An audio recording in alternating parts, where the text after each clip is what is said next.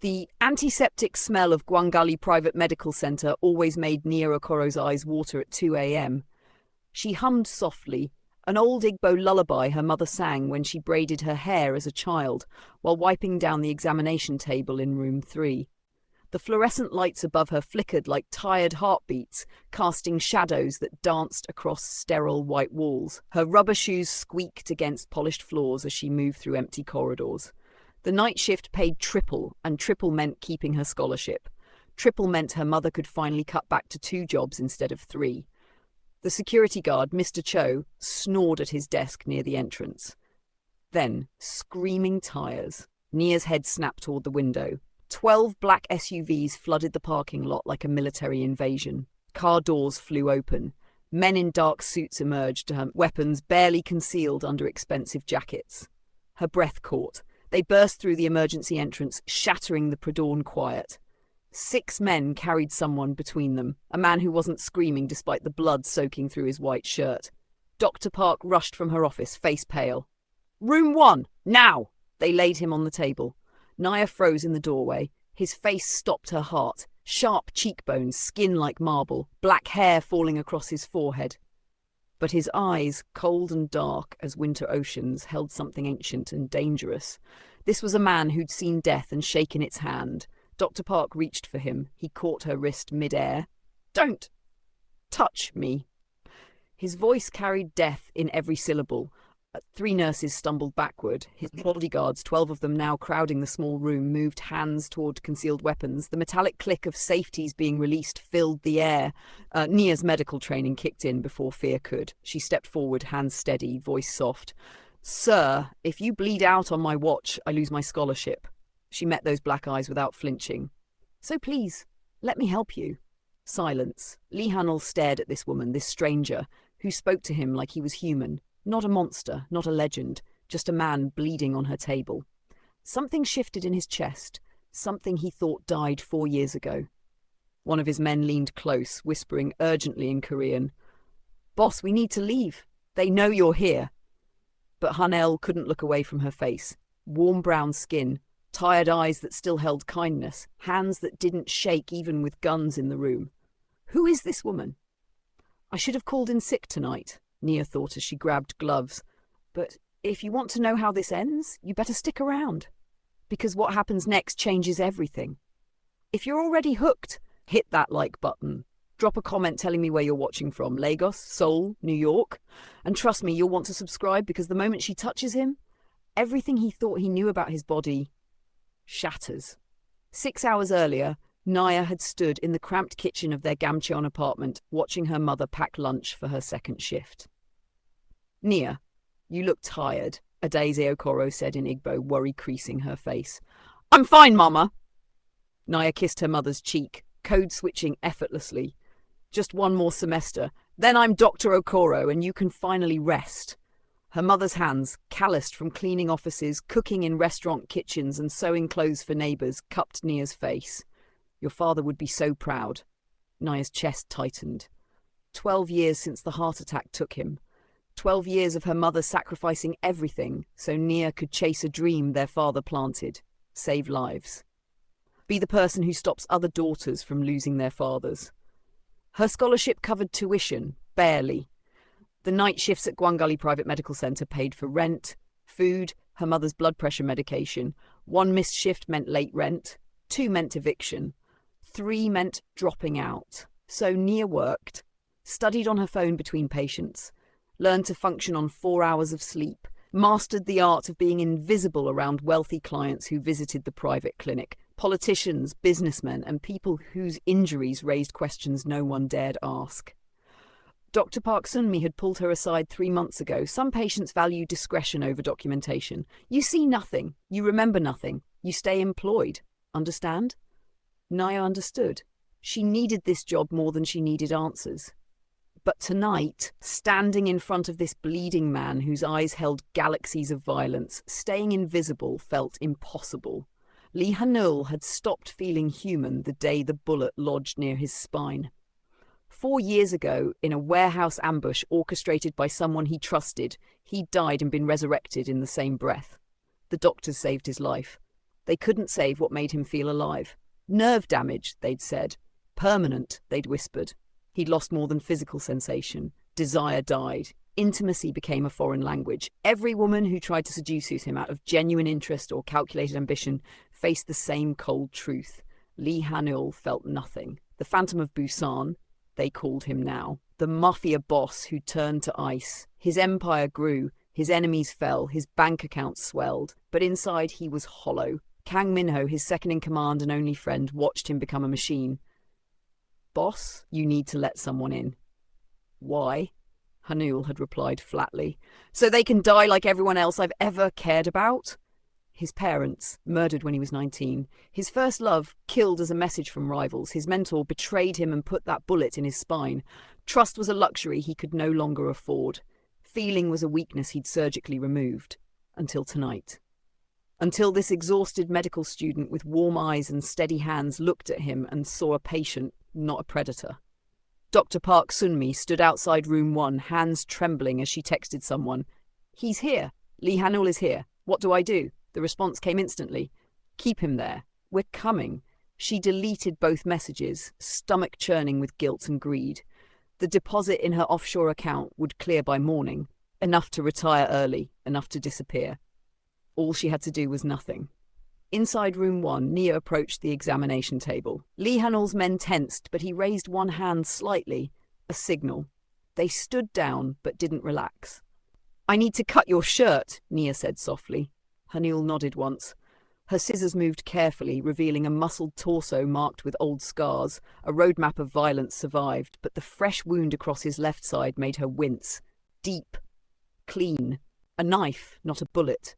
"This needs stitches," she murmured, gathering supplies. Kang Minho watched from the corner, hand resting on his concealed weapon. He'd seen dozens of doctors treat Han-il over the years. None had ever made his boss's breathing pattern change.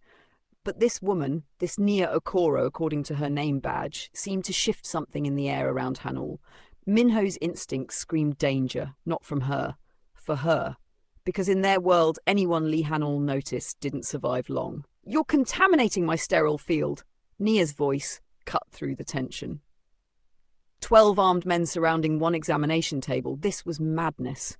But if she was going to do her job, she needed space. She looked directly at the bleeding man. "Sir, I need them to step back. At least 6 feet. Lee Han-il studied her for 3 long seconds. Then, without breaking eye contact, he lifted 2 fingers. His men retreated like shadows, forming a perimeter near the walls. Nia exhaled. "Thank you." She pulled on fresh gloves, gathered supplies. The wound was deep. A clean slash across his left side, just below the ribs. Defensive. Someone had gotten close enough to hurt the untouchable phantom of... "This will sting," she warned, dampening his gauze with anticipation. Breathe with me. In and out." Her voice carried that same lullaby cadence from earlier. Soothing, steady. Han-il found himself obeying, breathing with her rhythm. She cleaned the wound with precision, fingers gentle but confident. "You're lucky? No major vessels hit. But you need stitches. The blade missed your spleen by centimeters." "Lucky," he repeated flatly, "relatively speaking." Her lips almost smiled. She reached for the antiseptic spray, leaning closer. Her gloved fingers pressed against his lower abdomen, steadying herself as she applied the solution. The moment her hand made contact, lightning shot through Han-il's body, every single nerve screaming. Not pain, sensation. His breath caught, a sharp, audible gasp. His hand flew to the table edge, gripping so hard the metal railing cracked beneath his fingers. The sound echoed like a gunshot. 4 years. 4 years of nothing. And now, "I'm sorry!" Nia jerked back, eyes wide with concern. "Did I press too hard? Is it the wound?" "No." His voice came out hoarse, shaken. He couldn't look at her, couldn't let her see the shock in his eyes. "You? Continue. What is happening?" His mind raced, her touch, her voice, that faint scent of cocoa butter and something floral. Every cell in his body was awake for the first time since the bullet. Nia studied him, confused but professional. His pupils were blown wide, sweat beaded at his temples, but he wasn't showing signs of shock or pain. This was something else. She continued working, but now she was hyper-aware of every point of contact. Each time her fingers brushed his skin, his breathing changed. Shallow. Quick. Then glass exploded. The window shattered inward. Gunfire erupted. Shouts in Korean. Finally, Hanel! Nia's training kicked in before terror could. She dropped to the floor, covering her head. Bullets punctured walls. Medical equipment crashed. Hanel moved despite his wound, grabbed her arm and pulled her behind the examination table. His body shielded hers, one arm wrapped protectively around her shoulders. Minho returned fire from the doorway. Boss, we need to move! The maintenance tunnel! Nia gasped, adrenaline sharpening her thoughts. Behind the supply closet, it leads to the parking garage. Hanel's eyes snapped to hers.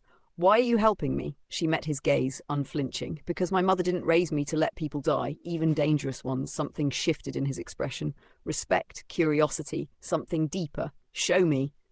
Nia crawled toward the supply closet, Hanel close behind. She kicked open the lower panel, a maintenance access she'd discovered during her first week. The tunnel was narrow, dark, lined with pipes. Go, Hanel commanded his men. Hold them off. We'll meet at the secondary location. Minho nodded, face grim. Don't die, boss.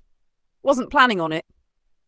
Nia led the way, using her phone's flashlight. The tunnel forced them close, shoulders brushing, her hand gripping his arm to guide him through the darkness. Every touch sent that same electric current through Hanul. He was hyper-aware of everything. Her breathing, the warmth of her skin, the way she smelled like safety in the middle of chaos. They emerged in the parking garage. 3 black vehicles waited, engines running. Then Nia froze, realization crashing over her. The cameras! They saw my face! They saw me help you! Hanil saw it too. The security footage would show everything. She'd just made herself a target. You're coming with me, he said. Not a request. I have a life! Nia's voice rose. A mother. A career I've worked 4 years for. Had, past tense. His tone was cold, factual. The moment you helped me, you became a liability to my enemies. You have 2 choices, my protection or a funeral. Her hands clenched into fists. You don't own me. No. His gaze held hers. But I owe you, and I always pay my debts. Minho appeared, blood on his jacket. Boss, we need to move. Now. Hanul gestured toward the armoured vehicle. Nia hesitated, then climbed inside. She had no phone, no bag, no plan. Just a man who'd turned her life upside down in 20 minutes. As Hanul moved to follow, he extended his hand to help her settle into the seat. Skin to skin. No gloves this time. The sensation nearly buckled his knees. Heat flooded through him, desire so sharp it was almost painful after years of numbness. His hand trembled against hers. Nia noticed. Her eyes flicked to their joined hands, then to his face. She saw something there. Vulnerability quickly masked by cold control. She had no idea what she'd done to him, but Hanul knew. This woman had just awakened something he'd mourned as dead, and that terrified him more than any bullet ever could. The penthouse overlooked Hainday Beach like a fortress of glass and steel. Floor-to-ceiling windows revealed the ocean stretching endlessly under the pre-dawn sky. Minimalist furniture, white marble, armed guards at every entrance. Nia stood in the centre of the living room, feeling utterly displaced. I need to call my mother, she said firmly. Hanil nodded to Minho, who handed her a clean phone. On speaker, for your safety. Nia's jaw tightened, but she dialed. Her mother answered on the second ring, voice thick with sleep. Nia, it's 4 a.m. Mama, I'm fine. Nia forced brightness into her tone, switching to Igbo. I'm staying with a friend for a few days. Study group for exams. You sound strange. Are you sure? I promise. I'll call you tomorrow. I love you. She ended the call before guilt could crack her voice. Hanil took the phone back. You'll stay here until I eliminate the threat. You'll have everything you need. I need my medical textbooks, Nia shot back, and access to online lectures. I have exams in 3 weeks. Hanil paused. Most people in her position demanded money. Guarantees, explanations. She wanted textbooks. Minho, arrange it. On it, boss. A guard showed Nia to a guest room. King bed, ensuite bathroom, more luxury than she'd seen in her entire apartment building combined. She locked the door and finally let herself shake. Morning light found Hanul in his office, eyes bloodshot, surrounded by surveillance feeds and reports. He hadn't slept. Couldn't. His body was still humming from her touch hours ago. A knock. Come in. Nia entered carrying medical supplies. Your wound needs redressing. I have doctors who aren't here. She set the supplies down with a firm click. Sit. Down. The command in her soft voice surprised them both, but Hanil found himself obeying, sinking into the chair. Naya knelt beside him, carefully lifting his shirt. The bandage was spotted with blood. He'd been moving too much. "You need to rest," she scolded gently, peeling away the gauze. Her fingers traced the wound's edges, checking for infection. Every touch sent heat coursing through Hanul's body. He gripped the chair arms, jaw clenched, trying to maintain control. "Your heart rate is elevated," Naya observed, fingers resting against his side. "Are you in pain?" "I'm fine. You're lying." She looked up at him. "Your pupils are dilated, you're breathing shallow, and you're sweating despite the air conditioning being set to 18 degrees. Hanul closed his eyes. "Your touch affects me." "I'm trying to be gentle. That's not what I mean." He stood abruptly, putting 5 feet of distance between them. His hands were shaking. Nia stared at him, confusion and something else, awareness, dawning in her eyes. Later, Minho delivered his report. "The attackers were Jang Syndicate, but someone leaked your location, boss. Only 5 people knew you'd be at that clinic." "Find the traitor," Hanul said coldly. After Minho left, Nia approached. "Why do people want you dead so badly?" "Because I exist." She studied him, the walls in his eyes, the way he deflected every personal question. But sometimes when he looked at her, those walls cracked. Just slightly. By evening, Nia had raided his absurdly stocked kitchen. The smell of jollof rice, onions, tomatoes, spices filled the penthouse. Hanul appeared in the doorway, drawn by the unfamiliar scent of home-cooked food. "Have you eaten?" Nia plated food without waiting for an answer. "I don't usually." He trailed off. Truth was, he often forgot. They sat at his dining table, the first time he'd used it for an actual meal in months. Nia told stories about her medical school disasters, the time she fainted during her first surgery observation, the cadaver lab incident with the severed hand. Hanul almost smiled. Almost. He watched her laugh, the way she moved through his space without fear. The soft humming while she later studied on his couch. He felt things, warmth, interest, a protectiveness that went far beyond repaying a debt. Both of them were in dangerous territory now. Neither wanted to acknowledge it. At midnight, Hanul's encrypted phone buzzed, a photograph loaded, Nia's mother, leaving their apartment building, crosshairs superimposed over her face. The message, "Give us what we want, or everyone you touch dies." Nia walked in, saw his expression, cold rage transforming his features into something terrifying.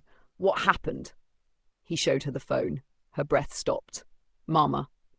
"She's safe. I'm sending protection now." His voice was lethal calm. "But you understand now. You're not just protected. You're a weapon they can use against me." Nia's hands trembled, not from fear for herself, for her mother, for everyone her presence in Hanul's world had just endangered. "What have I done?" she whispered. Hanul wanted to touch her, comfort her, but he didn't dare, not when one touch could unravel everything he'd spent 4 years building: control, distance, emotional emptiness. Not when she was already under his skin in ways he couldn't explain.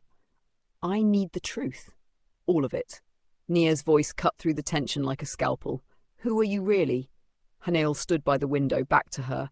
"The less you know, the safer you are." "Safe?"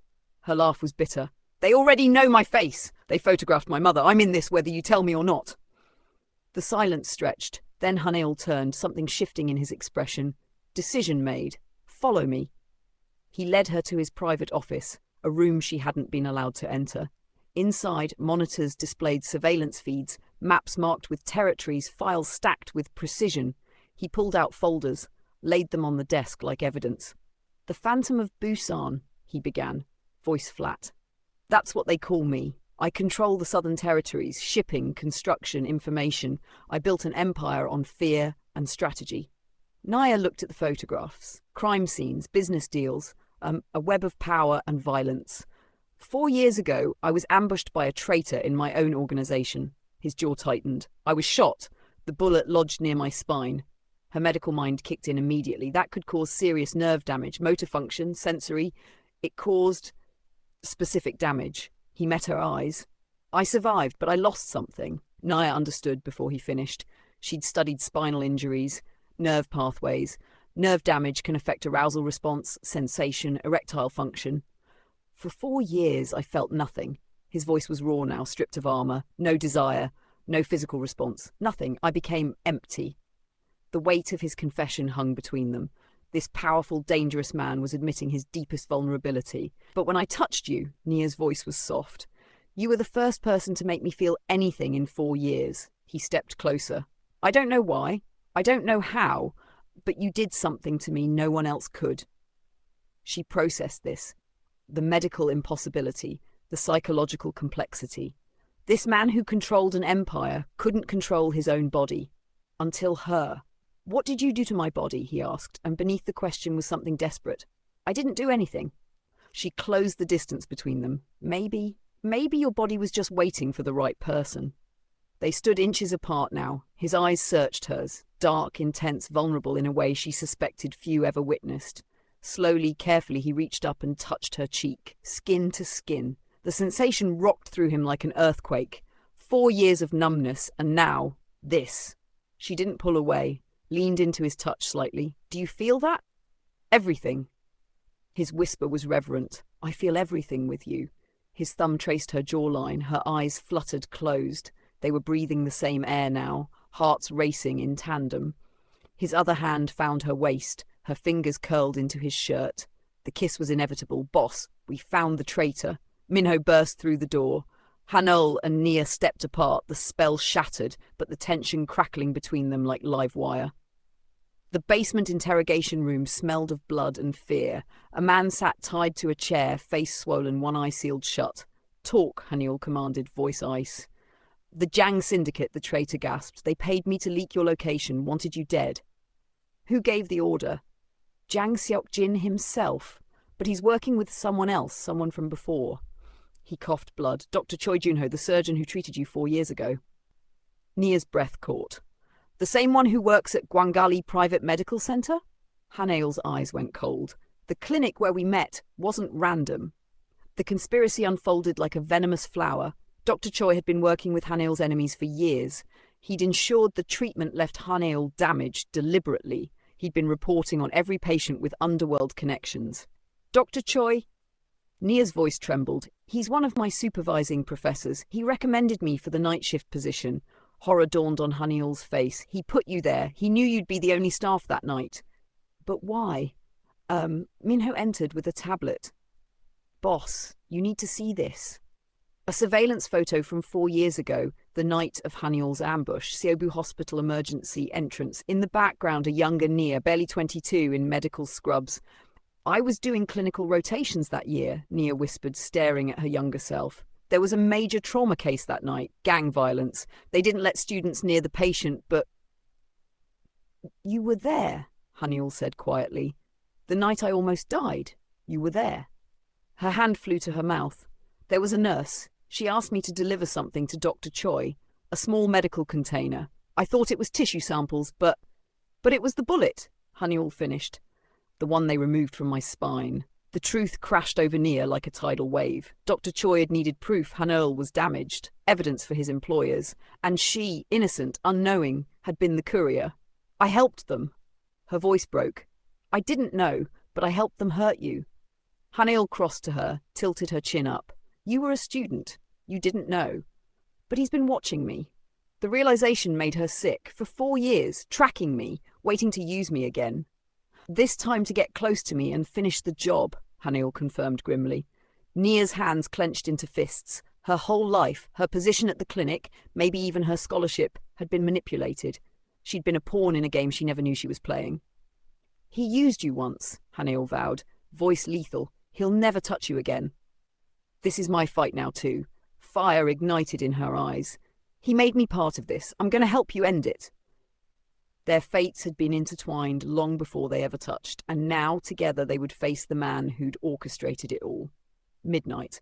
Naya's phone, the clean one Minho had given her, rang with an unknown number. She answered. Hello? Nia! Her mother's voice, high with panic. There are men outside. The line cut to static, then dead silence. Mama! Mama! Nia's scream tore through the penthouse. She tried calling back. Nothing. Again, nothing. Her hands shook so violently she dropped the phone. Haniel caught her before she could bolt for the door. Nia, stop! Let me go! They have my mother! She fought against him, nails digging into his arms. I'll get her. He held her firmly, forcing her to meet his eyes. I will bring her back safe. I promise you. Minho! Haniel barked. Deploy Team 3 to the Gamcheon address. Now. Minho was already moving, phone to his ear, shouting orders. Nia collapsed against Haneul, sobbing into his chest. He held her, jaw clenched with rage. 20 minutes later, a video message arrived. Nia's mother sat tied to a chair in a dark room, terrified but unharmed. A voice spoke off camera. Trade yourself for her. Alone. No guards. The address will follow. You have 2 hours, or she dies. Absolutely not. Haneul's voice was stone. I'll send my entire organization. She's my mother. Nia pulled away from him, eyes red but determined. I'm going. You walk out that door and you die. Then what do I do? Her fury exploded. Let her die instead. You don't understand. She's all I have. She's worked 3 jobs for me, sacrificed everything. You think I don't understand loss? His voice cracked. Everyone I've ever cared about is dead or gone. My parents, my first love, everyone. I won't add you to that list. Then help me. She was crying again, helpless rage pouring out. Help me save her. I am, my way. But while Haneul coordinated rescue teams, while Minho pulled tactical maps and surveillance, Nia made her choice. A guard named Park, father of a 7-year-old daughter, found her near the service elevator. Please, she whispered. You have a child. You understand. He hesitated, then handed her a keycard. Parking level 3. Black sedan. 10-minute head start before I report this. Nia left a note on Haneul's desk. Some debts can't be paid by other people. This is mine to fix. Thank you for making me feel alive again. Nia! Haneul found it 20 minutes later. For 5 seconds, he stood frozen. Then he swept everything off his desk in a violent arc. Glass shattered, papers flew, a monitor cracked against the wall. Find her! His roar echoed through the penthouse. Minho had never seen him like this. Pacing like a caged animal, hands shaking, eyes wild with something beyond rage. I can't lose her. Haneul's voice dropped to something raw, broken. Minho, I can't. She's the only thing that's made me feel human in years. You love her, Minho said quietly. I don't know what this is. Haneul grabbed his jacket, checked his gun. But I know I'll burn this entire city down if they hurt her. The abandoned pharmaceutical plant loomed against the night sky. Nia's hands were steady on the steering wheel despite the terror coursing through her veins. She parked, walked to the entrance. The doors opened. Her mother stumbled out, released as promised. Minho's team, already in position, secured her immediately. But as Nia stepped forward, the doors slammed shut behind her. Trapped. Armed men emerged from shadows. Dr. Choi stepped into the light, smiling. You were always the perfect tool, Nia. His voice was pleasant, conversational, smart enough to be useful, naive enough to be controlled. You used me, she spat. 4 years ago, I damaged Lee Haneul on purpose. The Jiang Syndicate paid me handsomely, but I needed insurance, proof he was permanently compromised. You delivered that proof without even knowing. Nia's stomach turned. And now, Dr. Choi continued, you'll be used again. Haneul has become attached to you, sloppy, emotional. He'll come for you, and when he does, we'll finish what we started. Back at command, Minho analysed the warehouse location. Boss, this was leaked too easily. It's a trap. I know. Haneul loaded another magazine. Snipers, explosives, it's a kill box. I know. Then I die. Haneul's eyes were cold fire. But I die trying. Inside the warehouse, Nia assessed her surroundings with clinical precision. Medical tray in the corner, scalpel carelessly left on it, syringes, supplies. She wasn't helpless. 4 years of medical training. She knew anatomy, pressure points, where to cut to disable without killing. If Haneul came for her, she'd make sure she was worth saving. She'd fight. Separately, in different places, both Nia and Haneul faced the same dark thought. Loving someone in this world meant endangering them. Maybe the kindest thing was letting go. But neither could. The heart doesn't follow logic. And love, terrifying, inconvenient, undeniable love, doesn't release its grip just because it's dangerous. Inside the warehouse, Nia sat with her hands zip-tied behind her back, head bowed, defeated, broken. But her eyes were counting. 12 guards, 3 nervous, sweating despite the cool air, fidgeting with their weapons, easy to surprise, 4 overconfident, laughing, not watching her closely, less alert. 5 professional, these were the danger. Her medical training catalogued every detail. Exit routes, structural weaknesses, the medical tray 3 meters to her left, scalpel carelessly left beside discarded syringes. She'd palmed 2 syringes earlier when they dragged her past the medical waste. Sedative. enough to drop a grown man in seconds. The scalpel was hidden in her sleeve. A guard approached to check her restraints, one of the nervous ones. His hands shook slightly. Nia struck. The scalpel flashed. Brachial artery, not fatal but incapacitating. He went down clutching his arm, screaming. She grabbed his radio, his gun. "I'm sorry," she whispered. She meant it. Then she ran. She wasn't a fighter, she was a surgeon. Every movement calculated, where to cut, where to strike, how to disable without killing. She moved through shadows using medical precision and desperate determination. Outside, the night erupted with violence. Hanoel arrived with 50 armed operatives, vehicles forming a perimeter, drones circling overhead. This wasn't a rescue mission. This was war.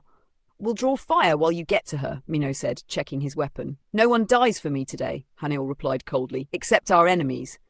Gunfire exploded. Tactical precision met desperate ambush. Hanoel moved through chaos like the phantom he was named for, fast, lethal, unstoppable. Inside? Nia and Hanoel fought toward the same point. "Please be safe," she thought, taking down another guard with a syringe to the neck. "Please don't die for me." "Hold on," he thought, shooting through a locked door. "I'm coming." They found each other in a blood-stained corridor. Nia turned, gun raised, then saw him, bruised, bleeding from a cut above his eye, but alive. She dropped the weapon and ran. He caught her, arms wrapping around her like she was the only solid thing in a collapsing world. She buried her face in his neck, breathing him in, gunpowder and cologne and life. "I told you to stay safe," he breathed into her hair. "I don't take orders well." A broken laugh escaped her. "If you ever scare me like that again..." "You'll what?" "Lock me up." She pulled back to look at him. "I'm not helpless, Hanoel. I know." His eyes held something fierce, terrified. "You're the strongest person I've ever met, and that terrifies me." No more waiting, no more hesitation. He cupped her face with both hands, blood and dirt and all, and kissed her. Years of numbness, days of tension, hours of fear, all of it poured into this moment. It was desperate, it was healing. For the first time, his body wasn't just responding, his heart was too.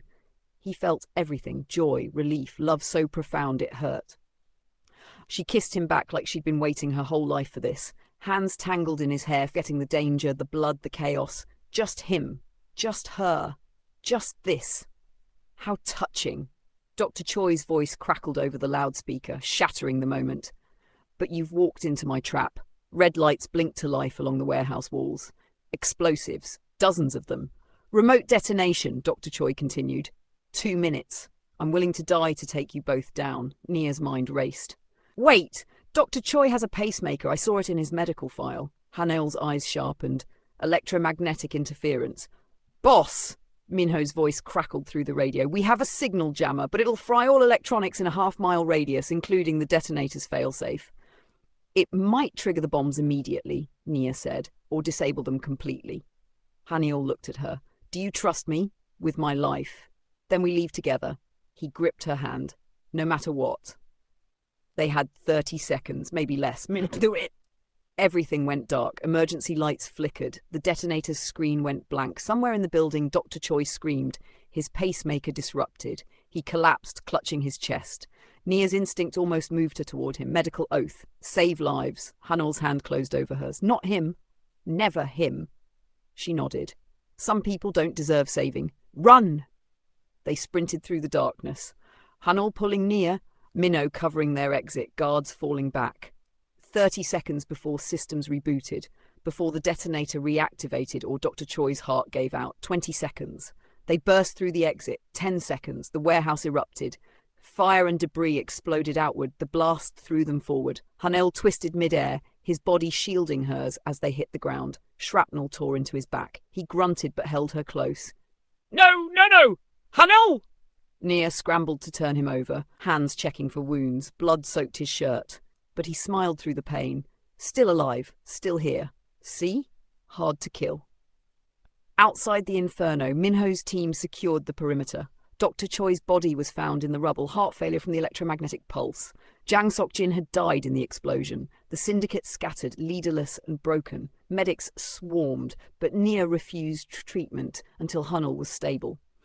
She worked on his wounds with battlefield supplies, like hands steady despite tears streaming down her face. "Why are you always saving me?" he asked through gritted teeth. Because you're worth saving, she secured a bandage. And because she hesitated. Because I love you, you impossible, infuriating man. Silence. He stared at her, something profound shifting in his expression.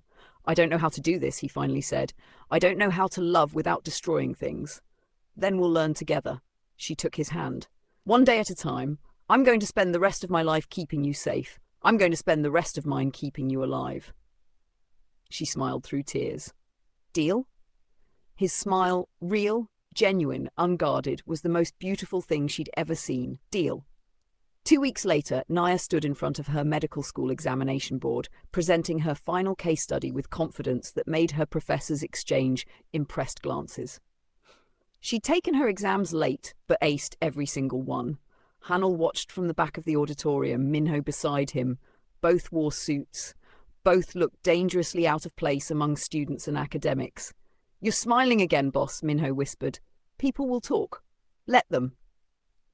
After graduation ceremonies, Nia split her time between her apartment, where her mother cooked enough food for an army and asked pointed questions about that handsome young man, and Hanel's penthouse, where she was learning what it meant to be chosen, not obligated. The Jang Syndicate had dissolved completely. With Jang Sokjin dead and Dr. Choi gone, the organization collapsed.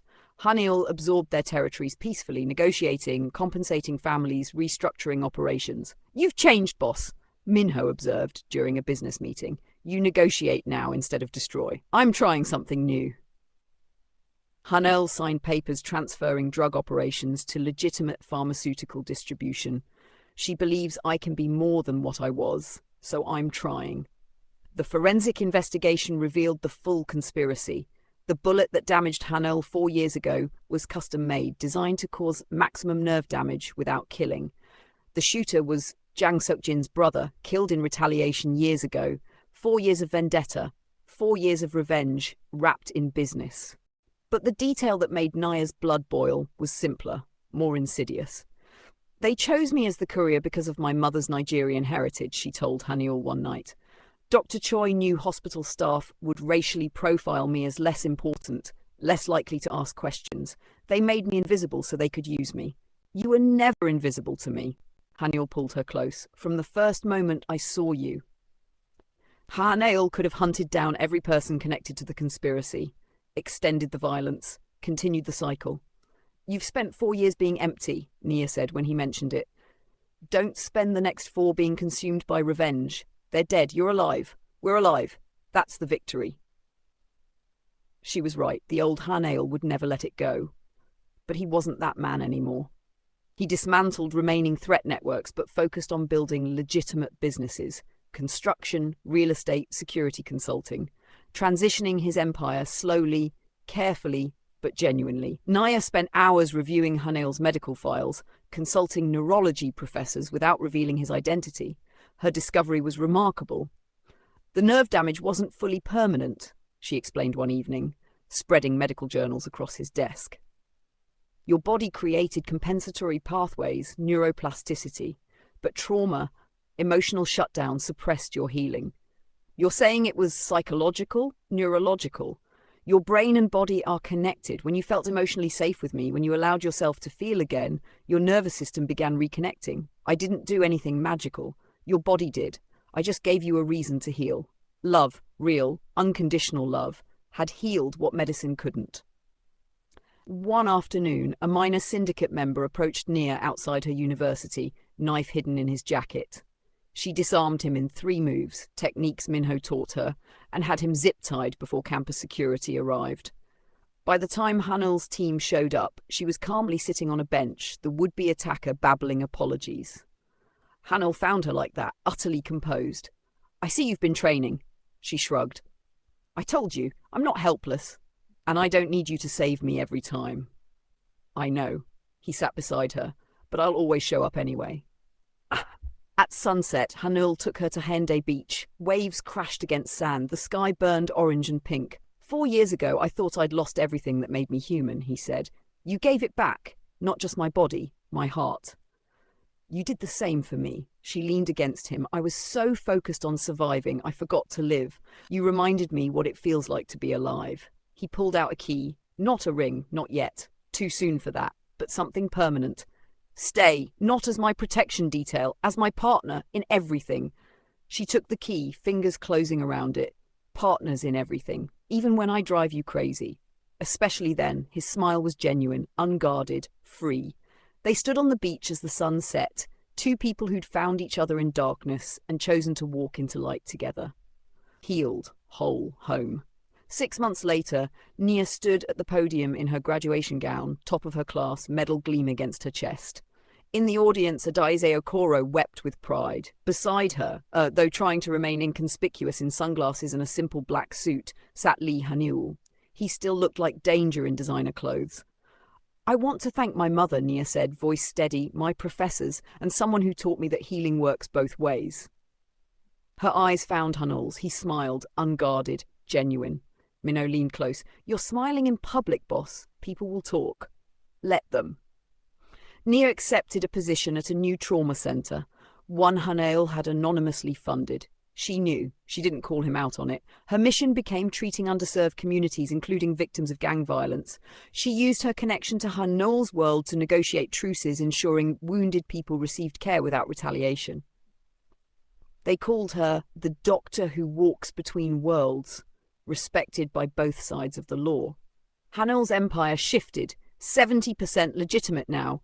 Real estate development, security consulting, tech investments. People whispered he'd gone soft. The smart ones knew better. He was more dangerous now because he had something to lose. They lived between two worlds, her small apartment where they cooked jollof rice together, his penthouse where they watched dawn break over the ocean. Hanail's body had healed completely, not just sensation, everything. Their physical relationship was private, passionate, deeply connected. He'd never thought he'd experience this again. Every touch reminded him she didn't just heal his body, she resurrected his soul. For Nia, watching him experience pleasure and connection after years of numbness brought profound joy, her greatest success as a healer. At family dinner, Adaeze finally met Haniul officially. She'd heard whispers about who he really was. She asked directly in Igbo, "What are your intentions with my daughter?" His answer came in broken but sincere Igbo, to love her, protect her, and never cage her. She's not mine to own, she's mine to cherish. Adaeze switched to Korean. You're dangerous, but my daughter is too. Maybe you balance each other. A pause, then, welcome to our family. On the rooftop garden, herbs, vegetables, flowers, Nia had convinced him to plant. They tended the soil together as sunset painted Busan in gold. Do you ever regret how we met, Nia, or the pain, the danger? I regret that you were hurt, that you were used. He turned to face her. But regret meeting you never. You gave me my life back. Maybe we needed the darkness to appreciate the light. Maybe. Or maybe some people are worth walking through fire for. They'd both transformed. Nia, no longer the struggling student afraid of losing everything, walked fearlessly through dangerous spaces, knowing her worth. Hanail, no longer cold and untouchable, laughed freely, touched openly, hoped genuinely. They weren't perfect. They argued about his overprotectiveness. She got frustrated when he threw money at problems, but they were real. Under emerging stars, Hanail pulled her close, arms around her waist. 4 years ago, I thought I was dead inside. You proved me wrong. 4 years ago, I was surviving. You taught me to live. I'm going to spend every day making sure you never regret choosing me. I didn't choose you. We chose each other. That's what makes it real. The kiss was soft, tender, full of promise. Not desperate like before. This was peace. This was home. Love doesn't fix everything, but it gives you a reason to try. And sometimes that's enough. They walked inside together, hand in hand, the garden thriving behind them. Proof that even in concrete and steel, life finds a way to grow. Healing isn't about returning to who you were. It's about becoming who you're meant to be. If this story touched your heart, drop a comment with your favorite moment. Like and subscribe for more stories proving love is the most powerful healer. Until next time, remember, you're never too broken to bloom again.